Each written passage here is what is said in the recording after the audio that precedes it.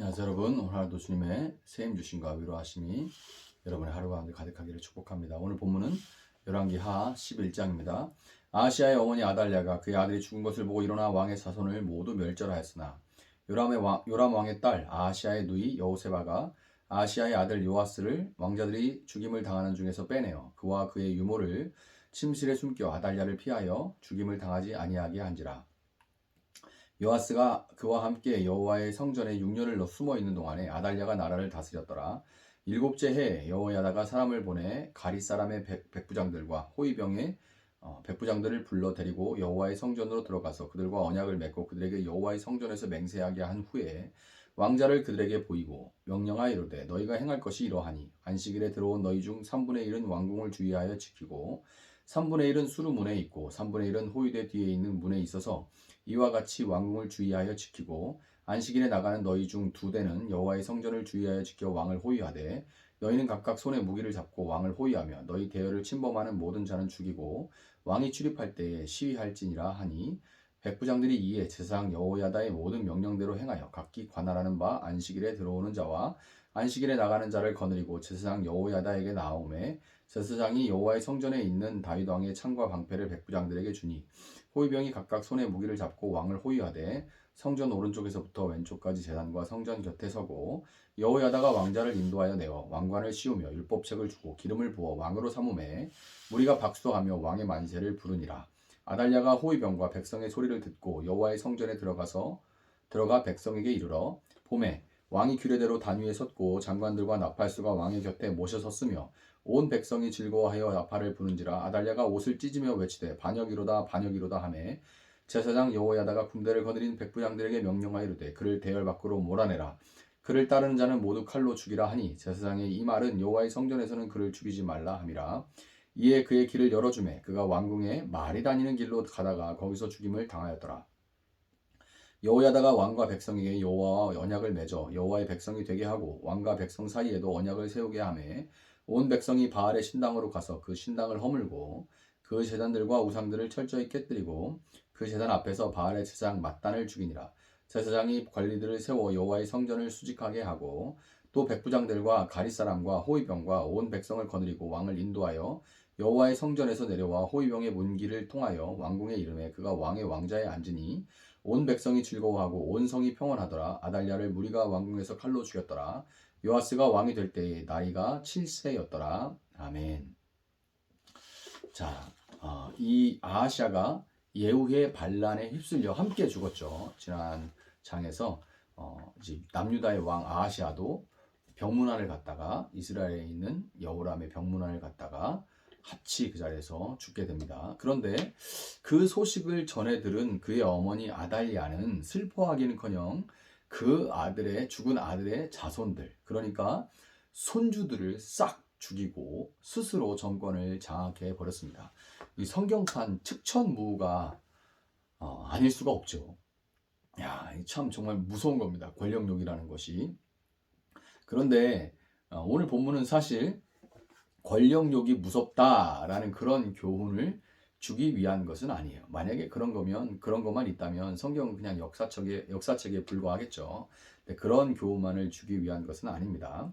하나님은 일찍이 다윗과 언약을 맺으셨고 그의 족보에서 메시아 예수 그리스도께서 오시기까지, 그래서 인류 구원을 위한 하나님의 계획이 성취될 때까지 다윗의 혈통은 보존되어야만 합니다. 이것이 다윗의 언약이죠. 그런데 이런 상황에서 아하시아와 그의 형제들이 모조리 죽어버리고 아하시아의 자손들까지 아달랴에게 싹 죽었으니까 이제 정말 문자 그대로 다윗의 혈통은 씨가 마르게 된 거죠.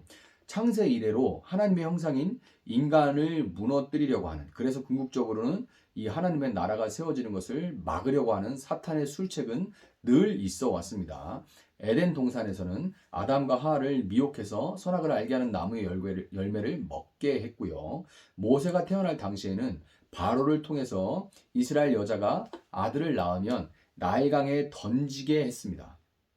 이스라엘이 더 이상 이제 늘어날 수 없도록 그렇게 해버린 거죠. 에스더 시대에는 하만을 통해서 바사 제국의 모든 유대인들을 싹 도륙해버리도록 그렇게 사탄이 하만과 하만을 그렇게 충동을 했고요. 예수님이 태어나셨을 당시에는 헤롯 왕을 충동질해서 두 살 아래 모든 남자아이들을 다 죽여버리게 그렇게 만들었죠.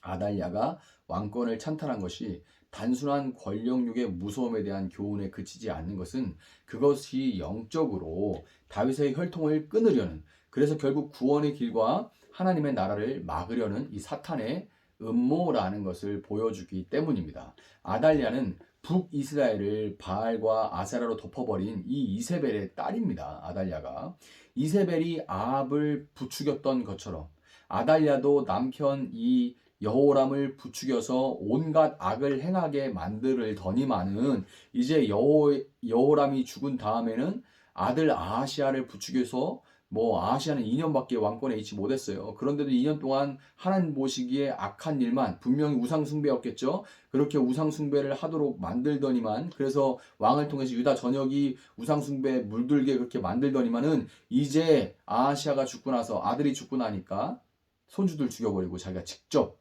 이제 그 하나님의 나라를 무너뜨리는 일에 본격적으로 뛰어든 게 된 겁니다. 직접. 이 모든 비극의 시작은 정치적인 남북 통일이라는 아집에 사로잡혀서 아합과 사돈을 맺은 여호야다의 실수였고요. 그 실수였고, 사탄은 이 실수를 틈타서 계속해서 물고 늘어졌죠. 여호사밧으로부터 호시탐탐 다윗 왕가를 노리던 사탄이 이 아달랴를 통해서 그 씨를 말리려고 하던 와중에 하나님은 아하시아의 누이인 여호세바를 통해서 한 살배기 조카 요아스를 구출하도록 만드셨습니다. 이 사건 역시 고모가 어린 조카를 구출해냈다 정도의 이야기가 아니라 하나님께서 다윗에게 주신 등불이 꺼지는 것을 막으셨다는 것을 보여주는 겁니다. 북이스라엘은 예후의 개혁으로 말미암아 바알 우상이 회파되는 시점에, 이제 북이스라엘에서는 바알이 막 회파되고 있는 시점에 남유다는 아달랴에 의해서 오히려 바알 숭배가 기승을 떨치게 되는 이런 아이러니가 벌어지게 된 거예요. 마치 예수님이 십자가에 달려 돌아가셨을 때 사탄은 자기가 이긴 줄 알고, 이제 예수가 죽었으니 이제 하나님의 계획은 망가졌구나 하고 자기가 이긴 줄 알고 좋아했을 것처럼 아달랴를 통해서 다윗의 혈통을 끊고 남유다를 바알로 덮어버린 사탄은 자기 뜻이 다 이루어졌다고 이제 아주 좋아하고 있었을 겁니다. 그렇지만 아달랴의 통치는 그렇게 길지 못했죠. 남유다의 신실한 사람들에게 6년이 마치 60년처럼 느껴지기는 했겠지만, 그럼에도 6년이라는 시간이 지났을 때 여호세바의 남편이자 남유다의 제사장인 여호야다가 용병들과 호위 백부장들을 동원해서 왕자를 되찾고 다윗의 혈통인 요아스를 그 보좌에 왕으로 앉혀서 왕으로 옹립을 한 겁니다. 아달랴는 이 사건 가운데 말이 다니는 길에서 죽고 맙니다. 이제 사람이 다니는 길이 아니라 말이 다니는 길에서 죽고 말아요. 사람 대접도 다 받지 못하고 짐승이 다니는 통로에서 죽음을 맞이하게 된 겁니다. 한 나라의 최고 권좌에 앉아있던 사람으로서 참으로 비참한 죽음이 아닐 수가 없죠. 요아스가 왕권을 회복할 때 죽은 사람은 아달랴뿐만이 아니었죠. 아달랴에게 속해 있던, 아달랴를 따르던, 다시 말해서 사탄, 이 바알과 아세라의 영향력 아래에 있던 사람들은 다 죽음을 피할 수가 없었습니다. 본문 12절을 보면 제사장 여호야다가 요아스를 인도해서 왕관을 씌우면서 율법책을 주고 기름을 부어서 그를 왕으로 삼는 장면을 우리가 볼 수가 있는데요. 동일한 장면이 요한계시록 5장 7절에도 등장합니다. 이런 기록이 있어요. 그 어린 양이 나와서 보좌에 앉으신 이의 오른손에서 두루마리를 취하니라. 두루마리를 취하니라. 이 말씀이 이제 요한계시록 5장 7절입니다. 다윗의 혈통의 왕들이 율법책을 받으면서 왕의 대관식을 치르듯이 일찍 죽임을 장하신 어린 양 예수 그리스도께서 하나님으로부터 두루마리를 받으시면서 세상을 심판하실 하늘과 땅의 모든 권세를 하나님으로부터 받으신 것입니다. 역사의 끝에 일어날 일을 기록한 이 요한계시록 19장에는 어린 양의 혼인 장치와 함께 백마를 탄 분의 심판 장면이 같이 기록이 돼 있어요. 그러니까 결혼 잔치 얘기와 심판의 장면이 백마를 탄 분이 이제 세상을 심판하는 그 장면이 동시에 기록이 돼 있습니다. 놀랍게도 이 두 사건은 동시에 일어나는 한날 한시에 일어나는 사건의 다른 측면을 보여주는 거예요. 여호야다와 같이 6년간 때를 기다리며 다윗의 혈통을 붙든 자들, 다시 말해서 마지막 심판의 때까지 다윗의 자손으로 오신 예수 그리스도를 믿고 인내하는 자들은 모두가 다, 한 사람도 빠짐없이 모두가 다 어린 양의 혼인 잔치에 그분의 신부로 참여해서 이후에 왕의 왕이신 그분과 함께 영원히 다스리게 될 것입니다. 반면에 아달랴와 그에게 속한 자들이 잠시 권세를 잡는 것처럼 보이지만 그때는 영원할 수가 없고요. 그들은 결국에 비참한 심판을 피할 수가 없게 되었던 것처럼 마지막 날 예수님이 심판주로 다시 오실 때 백마를 타고, 백마는 개선 장군 혹은 왕이 타고 오는 말이죠. 예수님은 예루살렘에 들어오실 때는 나귀를 타고 오셨지만 마지막에는 승리자의 타는 것인 백마를 타고 오십니다. 그때 심판주로 오실 때 그분은 그분의 입에서 나오는 검, 즉 진리의 말씀으로 거짓 위에 세워진 이 세상 나라와 거짓으로 통치하는 권세 잡은 자들을 심판하실 것이고 그들에게는 영원한 불못이 예비되어 있습니다. 왕국과 왕들의 얘기들이 자칫 개인으로서 여러분들에게는 쉽게 와닿지 않을 수도 있는 것이 사실이죠. 왕국과 왕들의 이야기.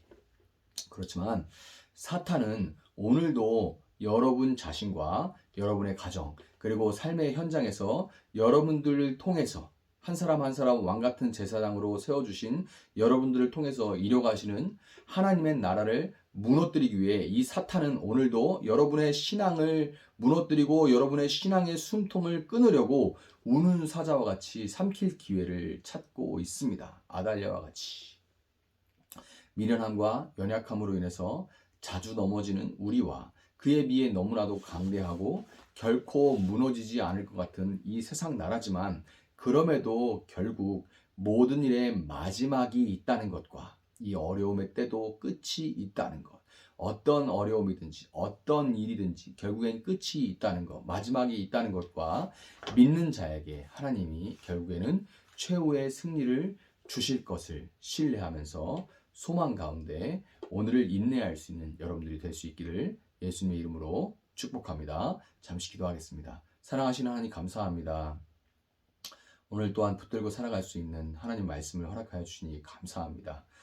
하나님 정말 세상에 사탄은 우는 사자와 같이 삼킬 자를 찾고 계속해서 하나님께서 세워두신 왕들 그 씨를 거룩한 계보를 다 끊어내고 마침내 하나님의 나라를 무너뜨리기 위한 그런 일을 위해서 쉬지 않고 있음을 우리가 알고 있습니다. 그러나 하나님을 붙들고 있을 때 여호야다와 또 결국에 요아스가 왕이 된 것과 같이 결국에는 하나님께서 다시 예수께서 왕 중에 왕이신 예수께서 오셔서 이 땅을 심판하고 영원한 하나님의 나라를 세우실 것을 믿습니다. 최후 승리를 믿으며 오늘 우리가 겪는 어려운 일들도 결국 끝이 있음을 믿고 하나님의 도우심을 믿고 우리가 인내하고 견뎌내고 승리할 수 있도록 하나님 함께하여 주시기를 원합니다.